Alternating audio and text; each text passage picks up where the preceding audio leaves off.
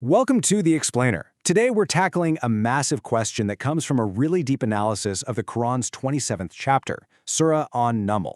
And that question is, what does it actually take for a good deed to be accepted by God? We're going to go way beyond the surface-level answer and dig into the spiritual prerequisites that, according to this specific interpretation, determine the true value of everything we do. All right, so here's our game plan for this deep dive. First, we'll look at how good deeds are measured according to a divine promise. Then we'll see why we have to look beyond the action itself to find a hidden condition.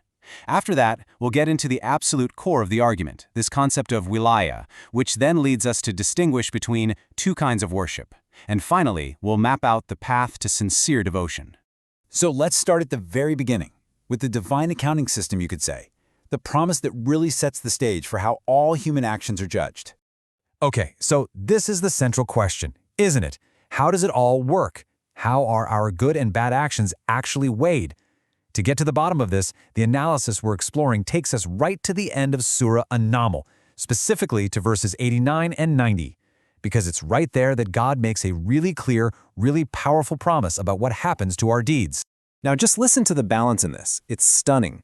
A hasana, a good deed, is met with this incredible generosity. The reward is promised to be better than it, which suggests, a divine multiplication. It's not just a one-for-one trade. But then you look at the sayyi'at, the evil deed, and it's met with perfect, exact justice. The recompense is exactly for what they used to do, no more, no less. So right away you have this cosmic system of both infinite mercy for good and absolute fairness for evil. And just so we're clear, our entire exploration today is grounded in this specific scholarly interpretation you see here. This isn't just a casual read-through of the verses. This is a deep dive into the theological machinery behind them, exploring the very essence of what makes a good deed, well, count. But, just as we get comfortable with this idea of divine accounting, good gets more, evil gets exactly what it deserves, the text immediately pushes us into much deeper, more challenging waters. It forces us to look past the action itself and into the heart of the person doing it. And this is where our assumptions really get challenged. Think about it. If someone does something that we all agree is good, feeding the poor, building a hospital, being kind, is that action, by itself, enough for it to be accepted by God? This analysis argues very forcefully that the answer is a clear no. The action itself, no matter how wonderful it looks on the outside, is not sufficient. The analogy the text uses is powerful. A good deed is like a beautiful building. You can have the best materials, the most amazing design, but if you build it on sand, the whole thing is coming down. The text argues that a deed's foundation isn't the act itself. It's the core belief system, the spiritual conviction that it's built on. Without that right foundation, even the most incredible good deed is just unstable. Ultimately, it's worthless in the divine balance. Okay, so what is this all-important foundation? This is where the exegesis introduces its most critical, most central concept. This is the one thing that, it claims, is the absolute prerequisite for any worship, any good deed to be accepted. And the term for it is wilaya, which is translated here as divine guardianship. According to this source, wilaya is the non-negotiable foundation.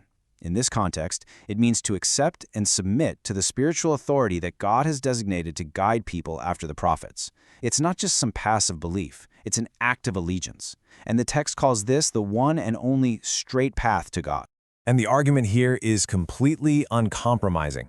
According to this interpretation, any path that isn't this acceptance of divinely appointed leadership, this wilaya, is simply not the straight path. So any good deeds, no matter how sincere they may seem on the outside, if they're performed while walking on a different path, well, they lack that fundamental prerequisite for acceptance. They are, to go back to our analogy, just magnificent buildings built on sand. So once this foundation of wilaya is firmly in place, the text argues that it fundamentally changes the quality and the entire nature of worship itself. It's not just about doing the right things anymore. It becomes all about the internal motivation, the why behind what you do. You see, this framework of wilaya makes us stop and really analyze why we worship. Are we just doing it out of a sense of duty? Are we driven by a fear of hellfire, or maybe just the hope of getting a reward in paradise?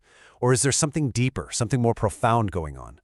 The text argues there's a definite hierarchy here, one that separates a business transaction from a true transformation. And this comparison just lays it out so clearly. On the left, you've got the worship of the merchants. This is totally transactional. It's a mindset of, okay, I'll do this prayer, and in exchange, I expect to get a reward in heaven. I'll avoid this sin because I don't want the punishment of hell. It's basically a deal. But then, on the right, you have the worship of the free. And this is on another level entirely. It's not a transaction. This is worship that comes from a place of pure love and deep gratitude. It's done simply because God is seen as being worthy of it, totally separate from any promise of reward or threat of punishment. And that, the text says, is the highest form of devotion. So, all of this brings us to the ultimate point of this entire theological argument. It gives us a clear roadmap, really, a spiritual journey that takes us from a simple action all the way to the highest state of sincerity. So here's the entire spiritual picture, laid out step by step. The journey starts with the external thing, the action itself, the good deed. But for that to have any real value, it has to be built on that solid foundation of wilaya, that acceptance of divine guardianship. Once that's there, then the believer can start to purify their motivation, consciously moving away from that transactional, merchant mindset and toward one of pure love and gratitude.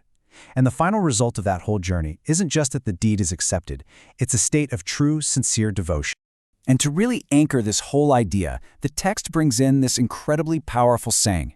It suggests that the highest form of worship isn't about what we can get from God. It's an act of gratitude.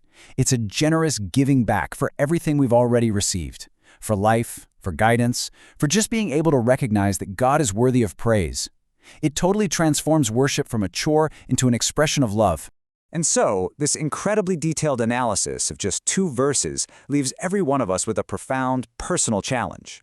It's asking us to look inside ourselves and really examine the nature of our own faith, our own actions. Are we spiritual merchants, just carefully calculating our profits and losses for the next life? Or are we trying to be among the free, whose good deeds flow not from a ledger of fear and desire, but from a deep well of genuine love and gratitude? The source suggests the path we're on determines everything.